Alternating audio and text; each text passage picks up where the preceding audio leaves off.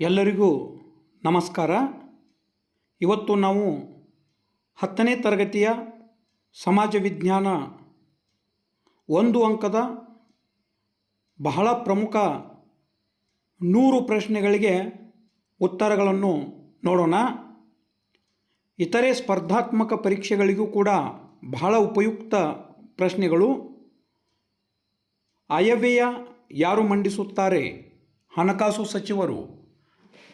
ನೀತಿ ಆಯೋಗದ ಅಧ್ಯಕ್ಷರು ಯಾರು? ಪ್ರಧಾನಮಂತ್ರಿ. ಅಭಿನವ ಕಾಳಿದಾಸ ಎಂದು ಯಾರನ್ನು ಕರೆಯುತ್ತಾರೆ? ಬಸಪ್ಪ ಶಾಸ್ತ್ರಿ. ಯೋಜನೆಯ ಪಿತಾಮಹ ಯಾರು? ಸರ್ ಎಂ ವಿಶ್ವೇಶ್ವರಯ್ಯನವರು. ಸಂಪತ್ತಿನ ಸೋರಿಕೆಯ ಸಿದ್ಧಾಂತ ಕೃತಿ ಬರೆದವರು ಯಾರು? ದಾದಾಬಾಯಿ ನವರೋಜಿ. ಭಾರತದ ಉಕ್ಕಿನ ಮನುಷ್ಯ ಎಂದು ಯಾರನ್ನು ಕರೆಯುತ್ತಾರೆ? ವಲ್ಲಭಭಾಯ್ ಪಟೇಲ್. ಭಾರತದ ಪ್ರಥಮ ರಾಷ್ಟ್ರಾಧ್ಯಕ್ಷರು ಯಾರು? ಡಾಕ್ಟರ್ ರಾಜೇಂದ್ರ ಪ್ರಸಾದ್. ಭಾರತದ ಕೊನೆಯ ಗವರ್ನರ್ ಯಾರು? Mount baton. ಭಾರತದ ಮೊದಲ ವೈಸ್ರಾಯ ಯಾರು? Lord canning.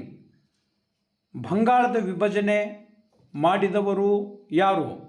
1905ರಲ್ಲಿ lord Curzon. ಮರಾಠರ ಕೊನೆಯ ಪೇಶ್ವೆ ಯಾರು? 2ನೇ ಬಾಜಿರಾಯ್. ದ್ವಿಮುಖ ಪ್ರಭುತ್ವ ಪದ್ಧತಿ ಜಾರಿಗೆ ತಂದವರು ಯಾರು? Robert Clive. ನೀಲಿ ನೀರಿನ ನೀತಿ ಜಾರಿಗೆ ತಂದವರು ಯಾರು? Francisco de Almeida. ಪ್ರಥಮ ಸ್ವಾತಂತ್ರ್ಯ ದಂಗೆಯು ಎಲ್ಲಿ ಪ್ರಾರಂಭವಾಯಿತು? ಬ್ಯಾರಕ್ಪುರ್. ಅಧಿಕ ಗೋಧಿ ಬೆಳೆಯುವ ರಾಜ್ಯ ಯಾವುದು? ಉತ್ತರ ಪ್ರದೇಶ್. ಅತಿ ಹೆಚ್ಚು ಅರಣ್ಯ ಹೊಂದಿರುವ ರಾಜ್ಯ ಯಾವುದು? ಮಧ್ಯಪ್ರದೇಶ್. ಅತಿ ಕಡಿಮೆ ಅರಣ್ಯ ಹೊಂದಿರುವ ರಾಜ್ಯ ಯಾವುದು? ಹರಿಯಾಣ.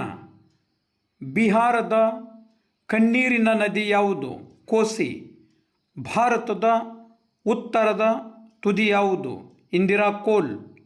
ಬಂಗಾಳದ ಕಣ್ಣೀರಿನ ನದಿ ಯಾವುದು? ದಾಮೋದರ್ ನದಿ. ಸ್ವತಂತ್ರ ಭಾರತದ ಮೊದಲ ವಿವಿಧೋದ್ದೇಶ ನದಿ ಕಣಿವೆ ಯೋಜನೆ ಯಾವುದು? ದಾಮೋದರ್ ನದಿ ಕಣಿವೆ ಯೋಜನೆ. ಭಾರತದಲ್ಲಿ ಅತಿ ಹೆಚ್ಚು ಮಳೆ ಪಡೆಯುವ ಸ್ಥಳ ಯಾವುದು? ಮೇಘಾಲಯದ ಮಾಸಿನ್ರಾಮ್. ಒರಿಸ್ಸಾದ ಕಣ್ಣೀರಿನ ನದಿ ಯಾವುದು? ಮಹಾನದಿ. ಭಾರತದ ಚಹಾದ ಬಂದರು ಯಾವುದು? ಭಾರತದ ಚಹಾದ ಬಂದರು ಯಾವುದು ಎಂದರೆ ಕೋಲ್ಕತ್ತಾ. ದೇಶದ ಅತಿ ದೊಡ್ಡ ತೈಲ ನಿಕ್ಷೇಪ ಎಲ್ಲಿ ಕಂಡುಬರುತ್ತದೆ? ಬಾಂಬೆ ಹೈ. ಬಾಕ್ರಾ ನಂಗಲ್ ಅಣೆಕಟ್ಟಿಗಿರುವ ಇನ್ನೊಂದು ಹೆಸರೇನು? ಗೋವಿಂದ ಸಾಗರ ಅಣೆಕಟ್ಟು. ತುಂಗಭದ್ರಾ ಅಣೆಕಟ್ಟಿಗೆ ಇರುವ ಇನ್ನೊಂದು ಹೆಸರೇನು? ಪಂಪಸಾಗರ. ಆಲಮಟ್ಟಿ ಜಲಾಶಯಕ್ಕೆ ಇರುವ ಇನ್ನೊಂದು ಹೆಸರು? ಲಾಲ್ ಬಹದ್ದೂರ್ ಶಾಸ್ತ್ರಿ ಜಲಾಶಯ. ನಾರಾಯಣಪುರ ಜಲಾಶಯಕ್ಕೆ ಇರುವ ಇನ್ನೊಂದು ಹೆಸರು ಬಸವಸಾಗರ. ಅಸ್ಪೃಶ್ಯತೆ ನಿಷೇಧಿಸಿದ ಸಂವಿಧಾನದ ವಿಧಿ ಯಾವುದು? ಸಂವಿಧಾನದ 17ನೇ ವಿಧಿ ಅಸ್ಪೃಶ್ಯತಾ ಆಚರಣೆಯನ್ನು ನಿಷೇಧಿಸಿದೆ.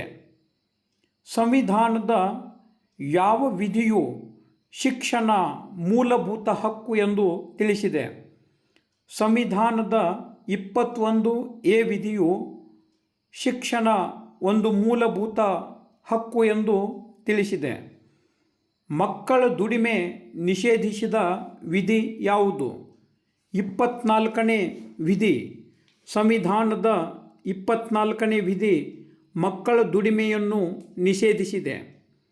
ಜಾತ್ಯತೀತ ಮತ್ತು ಸಮಾಜವಾದಿ ಸಂವಿಧಾನಕ್ಕೆ ಸೇರಿಸಿದ ತಿದ್ದುಪಡಿಗಳು. ಜಾತ್ಯತೀತ ಮತ್ತು ಸಮಾಜವಾದಿ ಪದಗಳನ್ನು ಸಂವಿಧಾನಕ್ಕೆ ಸೇರಿಸಿದ ತಿದ್ದುಪಡಿಗಳು 42ನೇ ತಿದ್ದುಪಡಿ, ಪಂಚಾಯತ್ ರಾಜ್ ವ್ಯವಸ್ಥೆ ಜಾರಿಗೆ ತಂದ ತಿದ್ದುಪಡಿ 72ನೇ ತಿದ್ದುಪಡಿ.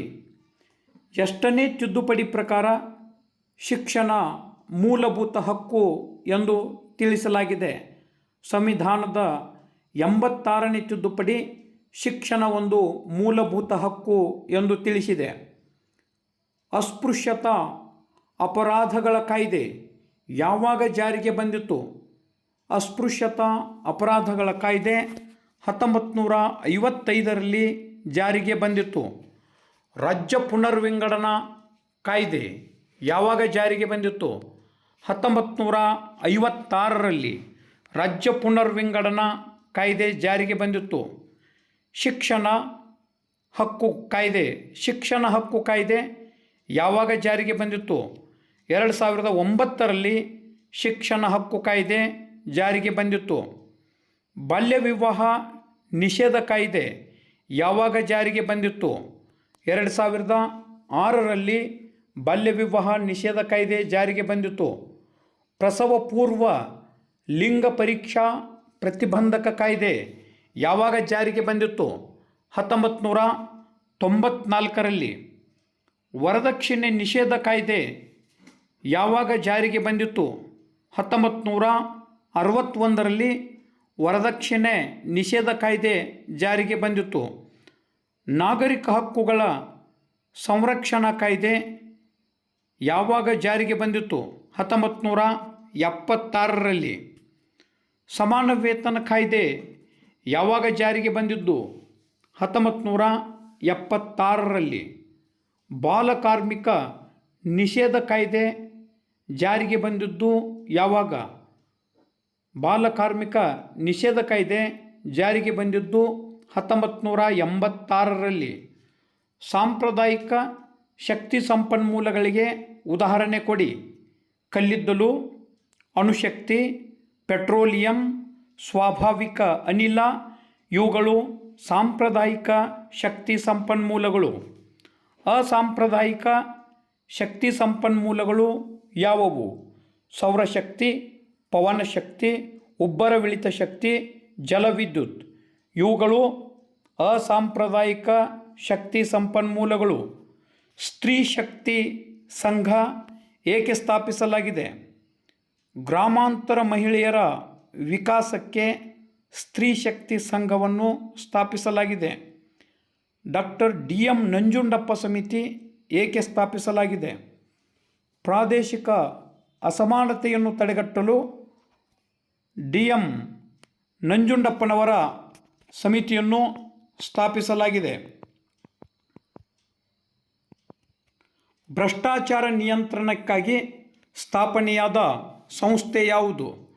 ಭ್ರಷ್ಟಾಚಾರ ನಿಯಂತ್ರಣಕ್ಕಾಗಿ ಸ್ಥಾಪನೆಯಾದ ಸಂಸ್ಥೆ ಲೋಕಾಯುಕ್ತ.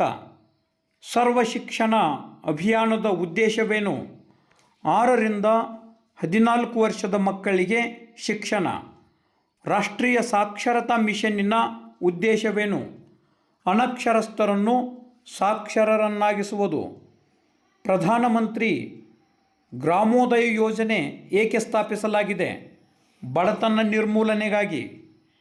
ಏಕರೂಪ ನಾಗರಿಕ ಸಂಹಿತೆ ಜಾರಿಗೆ ತರಲು ಮುಖ್ಯ ಕಾರಣ ಕೋಮುವಾದವನ್ನು ನಿಯಂತ್ರಿಸಲು.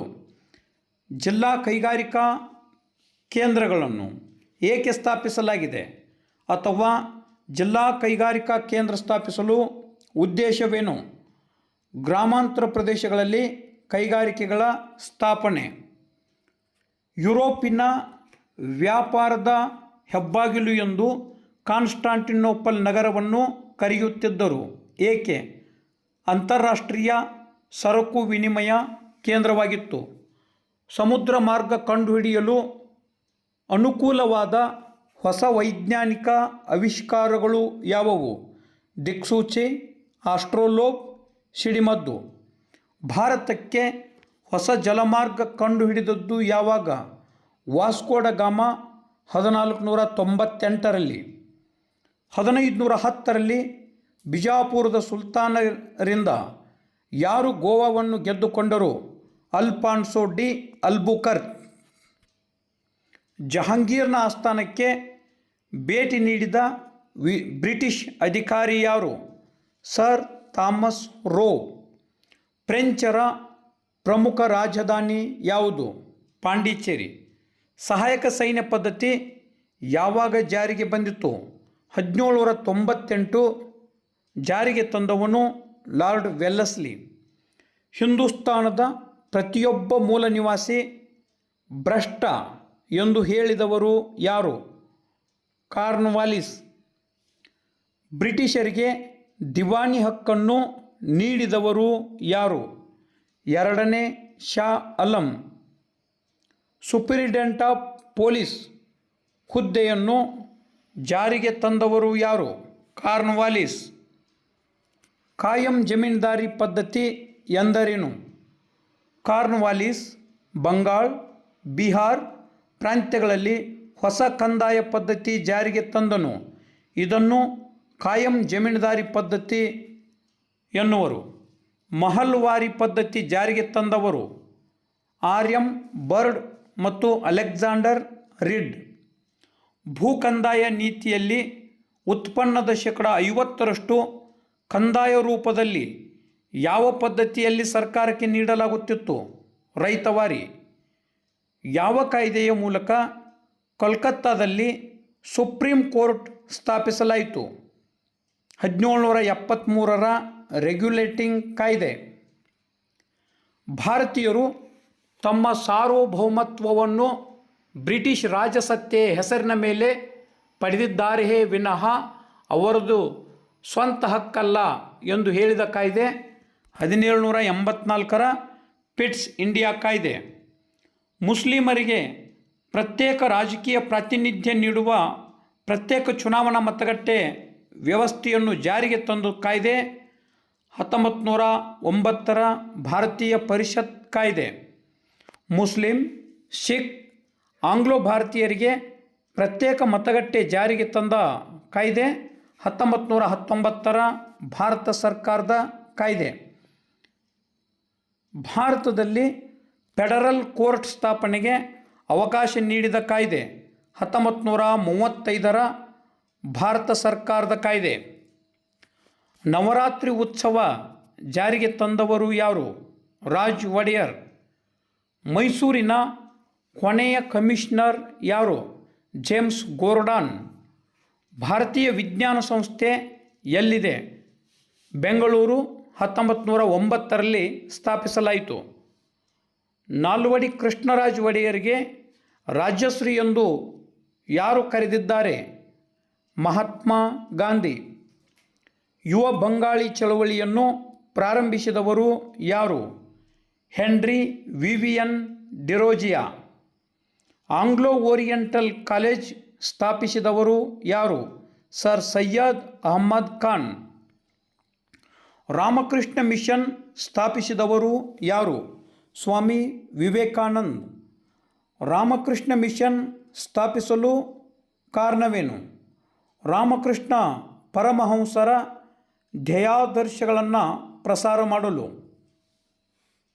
ವಿಶ್ವ ಧರ್ಮ ಸಮ್ಮೇಳನ ಎಲ್ಲಿ ನಡೆಯಿತು? ಚಿಕಾಗೋ. 1893ರಲ್ಲಿ. 1916ರಲ್ಲಿ ಹೋಮ್ ರೂಲ್ ಚಳವಳಿ ಪ್ರಾರಂಭಿಸಿದವರು ಯಾರು? Any Besant. ಸಾರ್ವಜನಿಕ ಆಡಳಿತ ಎಂಬ ಪದವನ್ನು ಮೊದಲ ಬಾರಿಗೆ ಬಳಸಿದವರು ಅಲೆಕ್ಸಾಂಡರ್ ಹ್ಯಾಮಿಲ್ಟನ್. ಕೇಂದ್ರ ಲೋಕಸೇವಾ ಆಯೋಗ ಸಂವಿಧಾನದ ಯಾವ ವಿಧಿ ಅನ್ವಯ ಸ್ಥಾಪಿಸಲ್ಪಟ್ಟಿದೆ? ಸಂವಿಧಾನದ 315ನೇ ವಿಧಿ. 2011ರ ಜನಗಣತಿಯ ಪ್ರಕಾರ ಭಾರತದ ಜನಸಂಖ್ಯೆ ಎಷ್ಟು? 121 ಕೋಟಿ. ಭಾರತವು ಎಷ್ಟು ಕಿಲೋಮೀಟರ್ ಭೂಗಡಿ ಹೊಂದಿದೆ? 15,200 ಕಿಲೋಮೀಟರ್. ಭಾರತವು ಎಷ್ಟು ರಾಷ್ಟ್ರಗಳೊಂದಿಗೆ ಭೂಗಡಿ ಹಂಚಿಕೊಂಡಿದೆ? 7 ರಾಷ್ಟ್ರಗಳು. ಭಾರತವು ಎಷ್ಟು ರಾಷ್ಟ್ರಗಳೊಂದಿಗೆ ಜಲಗಡಿಯನ್ನು ಹಂಚಿಕೊಂಡಿದೆ? 2 ರಾಷ್ಟ್ರಗಳು, ಶ್ರೀಲಂಕಾ ಮತ್ತು ಭೂತಾನ್. ಮಾಲ್ಡೀವ್ಸ್. ಕಣಿವೆಗಳ 2 ಪ್ರಾಮುಖ್ಯತೆ ತಿಳಿಸಿ.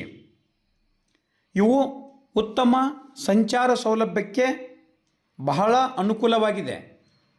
ಪ್ರವಾಸಿಗರಿಗೆ ಆಕರ್ಷಣೀಯ ಕೇಂದ್ರಗಳಾಗಿವೆ. ಪ್ರಮುಖ ಕಣಿವೆಗಳಾವವು: ಕಾಶ್ಮೀರದ ಬುರ್ಜಿಲಾ, ಜೋಜಿಲಾ, ಹಿಮಾಚಲ ಪ್ರದೇಶದ ಬಾರಾಲ್ಯಾಚ್ಲಾ. ಭಾರತದ ಭೂಸ್ವರೂಪಗಳಲ್ಲಿ ಅತಿ ದೊಡ್ಡದು ಯಾವುದು? ಪರ್ಯಾಯ ಪ್ರಸ್ಥಭೂಮಿ. ಅತಿ ಪುರಾತನವಾದ ಭೂಸ್ವರೂಪ ಯಾವುದು? ಪರ್ಯಾಯ ಪ್ರಸ್ಥಭೂಮಿ. ದಕ್ಷಿಣ ಭಾರತದ ಅತ್ಯಂತ ಎತ್ತರವಾದ ಶಿಖರ ಯಾವುದು? ಅನೈಮುಡಿ. ಪರ್ಯಾಯ ಪ್ರಸ್ಥಭೂಮಿ ಆರ್ಥಿಕವಾಗಿ ಹೆಚ್ಚು ಪ್ರಾಮುಖ್ಯತೆ ಪಡೆದಿದೆ. ಏಕೆ? ಅಪಾರವಾದ ಖನಿಜ ಸಂಪನ್ಮೂಲಗಳಿವೆ. ಇಲ್ಲಿನ ನದಿಗಳು ಜಲಪಾತವನ್ನು ಸೃಷ್ಟಿಸಿವೆ. ಜಲವಿದ್ಯುತ್ ಉತ್ಪಾದನೆಗೆ ತುಂಬ ಅನುಕೂಲತೆ ದಕ್ಷಿಣ ಭಾರತದಲ್ಲಿ ಕಂಡುಬರುತ್ತದೆ. ಭಾರತವು ಯಾವ ಮಾದರಿಯ ವಾಯುಗುಣವನ್ನು ಹೊಂದಿದೆ? ಭಾರತವು ಉಷ್ಣವಲಯದ ಮಾನ್ಸೂನ್ ಮಾದರಿಯ ವಾಯುಗುಣವನ್ನು ಹೊಂದಿದೆ. ಭಾರತದಲ್ಲಿ ಅತಿ ಹೆಚ್ಚು ಉಷ್ಣಾಂಶ ಹೊಂದಿದ ಸ್ಥಳ ಯಾವುದು? ರಾಜಸ್ಥಾನದ ಗಂಗಾನಗರ. ಭಾರತದಲ್ಲಿ ಅತಿ ಕಡಿಮೆ ಮಳೆ ಪಡೆಯುವ ಸ್ಥಳ ಯಾವುದು? ರೋಯ್ಲಿ. ವನ ಬೇಸಾಯಕ್ಕೆ ಸೂಕ್ತವಾದ ಮಣ್ಣು ಯಾವುದು? ಕಪ್ಪು ಮಣ್ಣು. ಗಂಗಾ ನದಿಯ ಮುಖಜ ಭೂಮಿಯನ್ನು ಸುಂದರ್ಬನ್ ಎಂದು ಕರೆಯಲು ಕಾರಣವೇನು? ಅಲ್ಲಿ ಸುಂದರಿ ಮರಗಳು ಹೇರಳವಾಗಿರುವುದರಿಂದ. ಧನ್ಯವಾದಗಳು.